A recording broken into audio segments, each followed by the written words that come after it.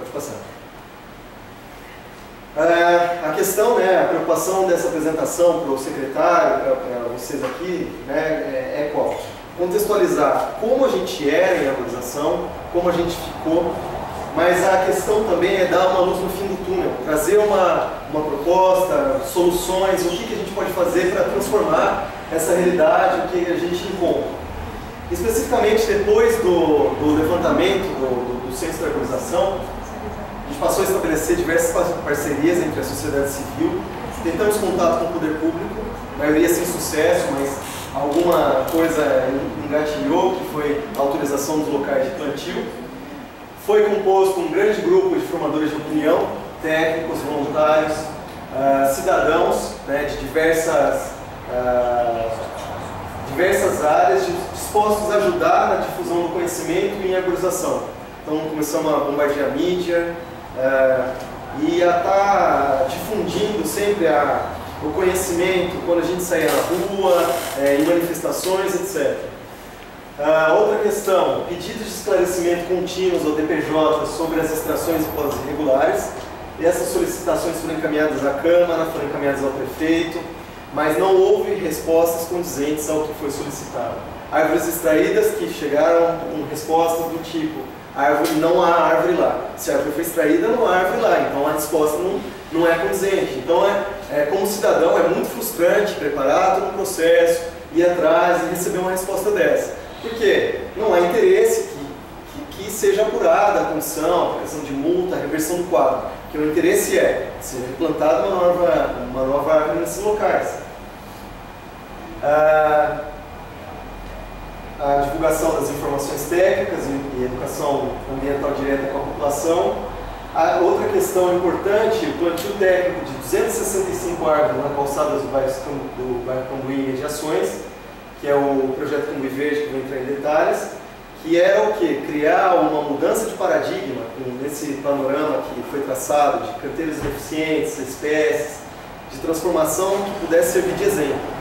Então as pessoas pudessem olhar, se orientar, se balizar e pudesse ter isso como uma referência de ação. E a gente passou a agir também na criação de canteiros de árvores antigas para transformar também a realidade delas. As árvores que estavam numa situação ruim, ampliamos para mostrar que a situação podia ser diferente. Pode passar. Então, o trabalho de ampliação de canteiros, as calçadas estouradas pelo soterramento de colo, então aqui o trabalho realizado. Pode passar.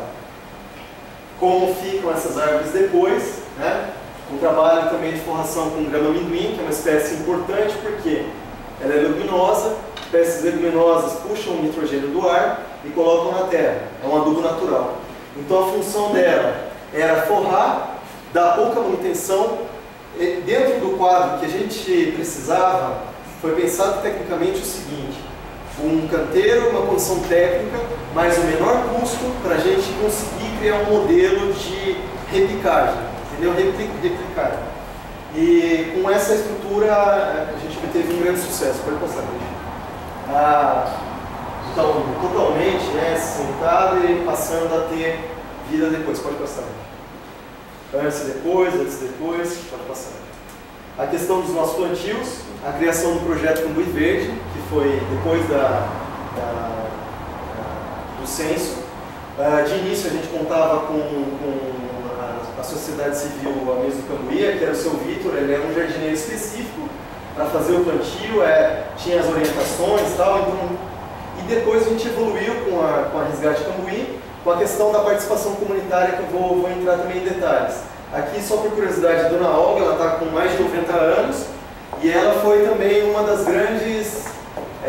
no começo foi muito difícil o projeto, ninguém queria plantar nada, pela questão de toda essa aversão que se tinha contra a árvore, com essa questão de desconfiança, de problemas que tiveram ao longo do tempo, e foi um trabalho muito árduo de chegar a convencer, e os primeiros locais era muito difícil a gente conseguir, mesmo doando, mesmo fazendo todo o trabalho de manutenção, etc., tentando convencer, mas a partir do momento que foram pipocando as primeiras árvores e as pessoas foram vendo o trabalho, as primeiras 50 foram árvores, aí depois deslanchou, e hoje a gente tem as 265 espalhadas por todo o bairro.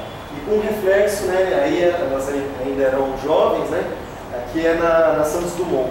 Hoje elas já estão, essas aí estão com 5 anos, né, de plantada, já estão dando também uma diferença na região. Pode passar, gente.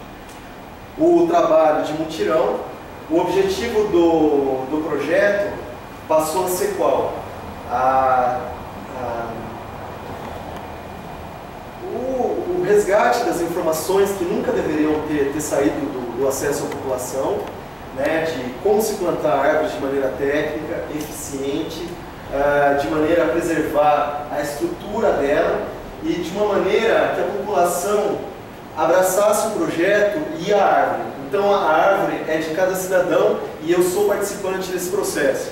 Então passa a ter mais respeito, passa a ter uma maior preservação. Se acontece algum problema com as árvores, a gente recebe ligações, olha, estão depredando, estão fazendo isso nas árvores que vocês plantaram. Só que criou uma consciência coletiva e é isso que a gente precisa fazer. Transformar essa organização em um patrimônio coletivo, né? Envolvendo, trazendo a comunidade, chamando, porque arregaçar a manga mesmo, entendeu? O poder público cumprindo sua função de manutenção e a população também cumprindo sua função, que é o que? Zelar por ela, que é o patrimônio geral. Pode passar.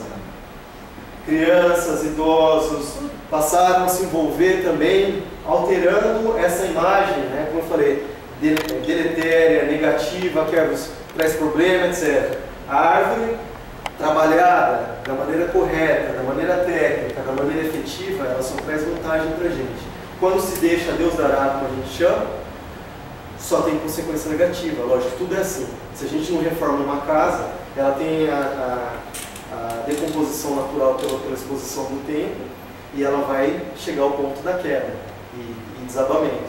A árvore também é igual. É um ser vivo, mas ela precisa de todo um acompanhamento. Outro detalhamento de alguns dos canteiros, pode passar. A questão da convivência entre as redes é outro fator muito importante. A questão do uso e parcelamento do subsolo, a questão de legislação. Isso aqui é um equipamento nacional de integração de concessionárias ou de rede de utilidades. Essas redes são pequenas, é para leito carroçável de ruas estreitas, pequenas, porque a gente tem as grandes avenidas também que são gigantes, né, os sistemas subterrâneos. E cada rede ocupa uma área específica, entendeu? Então ela já tem um ordenamento do espaço, tudo já referenciado.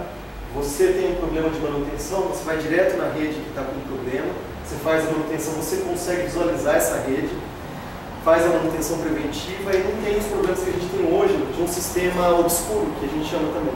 Ele fica sob o solo, a gente não tem uma visão de raio-x e quando dá problema, por exemplo, vazamento de água, já está aflorando. Nesse aqui a gente conseguiria detectar o problema e essa é a alternativa para uma cidade saudável, né? De locação de sistemas subterrâneos no leito carroçável de maneira a permitir a arborização do restante. Pode passar. Visando a transformação dessa cidade que a gente quer, por exemplo, uma outra avenida de Campinas que era muito arborizada, também por ali frente de Campinas, essa é a Barão de Itapura. Hoje a visão que a gente tem dela é essa: fios, postes, placas, uma intensa poluição visual, uma aridez, né, tanto visual quanto de física. Você não tem conforto em caminhar num lugar assim. Pode passar, gente. Como seria se a gente fizesse um planejamento da arborização, um remodelamento da iluminação pública? A iluminação não tem que competir com copa de árvore, a iluminação tem que estar rebaixada com toda a sua função. Função, iluminação. Calçada, o carro tem farol, mas para iluminar e garantir segurança dos usuários, a iluminação da rua. Uma cidade que tenha também, na questão da ciclovia, com proteção ao ciclista, com acessibilidade universal, com a questão da mobilidade, questão de despoluição, estética, visual, geraria todo esse ciclo virtuoso que a gente está falando. Uma cidade assim, ela atrai visitantes, ela atrai renda, ela atrai comércios de nível melhor, gera toda uma dinâmica melhorada e investimentos também de melhor qualidade. Uma população que investe, uma gestão pública, uma população que investe em árvores, reflete também em igualdade de civilidade. Em todas as sociedades, pode pegar o Uruguai, a Argentina, que são próximos, o Chile, são países que estão, embora alguns problemas políticos, nações que estão civilizadas dentro do nosso contexto de América Latina, mas na Europa, Estados Unidos tem uma política também de arborização e de reversão desse quadro. Pode passar. Uma outra imagem também simbólica, o castelo, que é um marco para a cidade de Campinas. Quando foram fazer a revitalização da praça, foi prometido que as árvores extraídas seriam repostas, e até hoje não foi nada feito. Pode passar, gente. Como seria o castelo de novo com a arborização. As pessoas de novo utilizando esse espaço, podendo ter qualidade de vida, conforto, áreas de estar. Você hoje, quando vai lá, o chão reflete o branco do piso, você não é confortável. Arquitetonicamente, esteticamente, ele tem uma beleza, mas assim, com uma arborização você ganha em qualidade de vida e nessa questão aqui principal, as pessoas têm que estar na rua. É o lugar que pertence às pessoas, é uma extensão das suas residências. E quando a gestão pública perceber isso, a questão da criminalidade, como foi falado, violência e outros problemas vão diminuir. A gente tem que passar a frequentar a nossa rua, andar pela calçada, a usufruir desse espaço que é de todos. Pode passar. E voltar, por exemplo, a ter essas imagens majestosas, magníficas pela cidade. Isso aqui é o IP roxo pela Coronel Quirino, quando eles estão em florescimento. As pessoas se comovem, ficam extremamente felizes. E é uma questão, por que acontece isso? Porque os seres humanos eles vêm da floresta também, eles têm relações intrínsecas com isso, e isso ficou no nosso inconsciente. Quando a gente tem contato com o elemento natural, inconscientemente também a gente tem acesso a essas coisas que estão veladas no nosso meio racional. Então é isso que a gente pretende, é isso que a gente quer como cidadão, como entidade, como técnico da área. Pode passar, gente. E uma imagem do Cambuí também, daí mais na horizontal, em algumas regiões bem arborizadas. A gente não precisa deixar de ter prédios, mas que sejam construídos legalmente, de maneiras licenciadas adequadas e respeitando também o aspecto ambiental, a questão da permeabilidade, a questão da arborização também respeitada, jardins que cumprem função. Nós tivemos uma reunião aqui na Galeria Croqui, prévia à reunião com o secretário. Foram levantadas várias demandas sociais que foram apresentadas a ele. Algumas são, como são perceptíveis, a necessidade urgente de um plano de arborização para Campinas, com o uso de árvores de contribuições ambientais, manutenção adequada das árvores, inclusive a questão do projeto Cambuí Verde. Nós estamos hoje com 265 mudas que foram mantidas por 6 anos e a sociedade civil está cumprindo o papel do poder público. O poder público tem a função de fazer a manutenção dessas árvores e hoje elas estão já com 5, 6 anos e precisam de manutenção.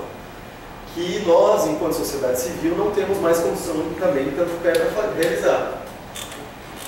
Outra questão, reestruturação emergencial do corpo técnico, eficiência de suas ações, concursos públicos, com profissionais capacitados e estrutura. Uma outra carência, não há profissionais, engenheiros florestais no quadro da prefeitura. É um profissional específico, junto com agrônomo e com biólogo, que pode atuar na área. Não há nos quadros de carreira a atribuição para o florestal poder atuar na prefeitura. Então é um grande outro problema para a própria municipalidade. Questão da alteração de legislações, inclusão da regulamentação e uso de ocupação de subsolo, enterramento de fiações e exigência do compartilhamento de redes. Dimensões de canteiros mínimos. Em São Paulo a gente tem estabelecido em lei 2 metros quadrados para árvores de copa pequena e 3 metros quadrados para copa média e grande, mantidos com forração. Isso vai também ajudar na dinâmica da cidade. Outras questões, IPTU verde, habite-se condicionado, a arborização, permeabilidade do solo, ao cumprimento da regulamentação ambiental, Fiscalização e cumprimento das leis, 11.571 e das calçadas, que é aquela de rebaixamento. Sem o caminhar junto dessas leis, a gente não tem também como arborizar, porque a calçada rebaixada, com o poste, você vai reduzindo cada vez mais os espaços ótimos para arborização. Pode passar, gente. Outra questão, resgate do viveiro Shangri-La, que estava depredado. Uma arborização eficiente, ela precisa de sustentabilidade. A sustentabilidade de uma arborização se vem com as mudas. Então você tem um viveiro que produz muda com frequência, repõe essas árvores, implanta em outros bairros e assim vai. Outra dificuldade, quando você tem uma necessidade de serviços, algumas ARs estarem em áreas que não tem nada a ver com a sua correspondência. Por exemplo, a da Vila Stanislau, Cambuí, não tem a ver com a AR imediata, que é ali na Norte-Sul. Então, as dificuldades que se cria quando o poder público também está afastado da sua função. Está trazendo, a AR está do lado, porque se o município tem condição de ir na AR, solicitar o serviço público e ter esse serviço atendido. Outra emergência, migração do DPJ, da Secretaria de Serviços Públicos para a Secretaria do Verde e da Sustentabilidade. Essa secretaria é nova e foi criada na gestão atual. Nós temos hoje Secretaria do Meio Ambiente, Secretaria do Verde e da Sustentabilidade e Secretaria de Serviços Públicos.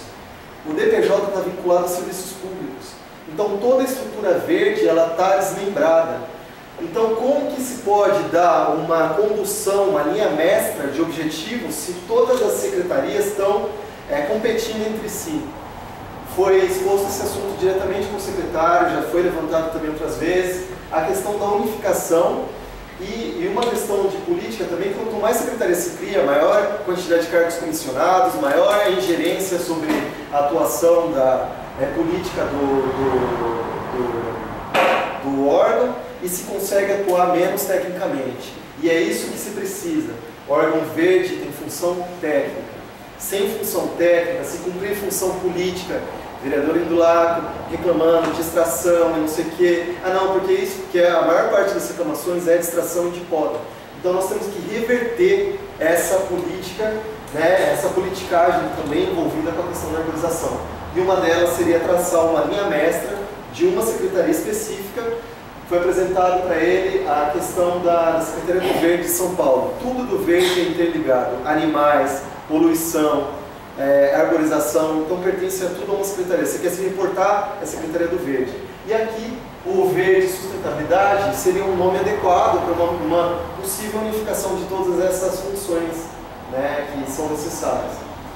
Outra questão de demanda social, estabelecimento de uma agenda proativa entre poder público e sociedade. O poder público sempre faz ouvidos moucos, ou seja, não ouve, não quer ouvir a sociedade. Embora demanda apresentada, laudos apresentados, trabalhos realizados, sempre se nega a isso. Vamos trabalhar conjuntamente. Então a gente se dispôs e se ofereceu também a estar em conjunto com isso. Criação das comissões consultivas, que é legal isso, pela questão da 11.571, mas a mais importante, uma deliberativa em arborização. Uma consultiva, ela serve para consulta técnica, consulta de atuação. Uma deliberativa, ela tem força de fiscalização. Se eu agir errado, eu vou ser fiscalizado e eu vou sofrer a consequência desse ato. Que é a única que pode cobrar e propor medidas nos órgãos sempre que necessário. Outra questão principal, e acho que aqui também a gente está fazendo isso, é o desenvolvimento de uma política de controle social, amparado juridicamente pela questão da participação de entidades sérias, que é o quê? Para dar o amparo jurídico, o amparo legal, para a população se manifestar, dando sustentação às ações dos cidadãos. E outra questão também, que é uma vantagem para nós e tem que ser cada vez mais difundida, a Lei Federal de Acesso à Informação, que é a Lei 12.527 de 2012, que ela estabelece que em 45 são 45 dias, 20 mais 10, você pode prorrogar para mais 10. 20 mais 10. Ou improbidade. O poder público tem que prestar esclarecimentos quando consultado. Então, Sob a alegação de conhecimento, o cidadão tem interesse sobre o assunto, ele entra com o protocolo oficial, ou o poder público tem a obrigação de responder. Não respondeu, pode tomar um processo por improbidade administrativa e não cumprimento da legislação. Então a questão, né, que a gente traz à tona, e agora a gente pode entrar, acho que acabou, você passa a próxima, acabou a apresentação, a gente poderia entrar num debate breve, né, de tudo que foi levantado. Primeiro, eu estou aberto à questão de esclarecimentos, dúvidas, né, essa questão também com a reunião com o secretário da Pública. Nós fizemos a divulgação desse material, um resumo do material exposto. A reunião prévia foi aberta também aos interessados e essa manifestação também ela representa a opinião, né, desse grande grupo de formadores de opinião, né, que a gente já vem atuando há um grande tempo. Agora a gente poderia, como